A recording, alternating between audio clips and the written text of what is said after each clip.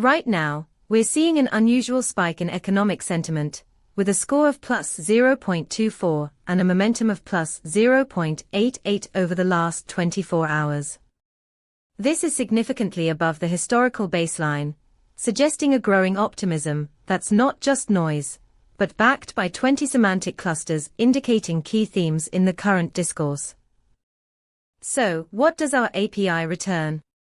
You get a real-time sentiment score along with insights into the underlying trends that are shaping this sentiment. Imagine integrating this data into your trading algorithms to capitalize on emerging market shifts before they become mainstream.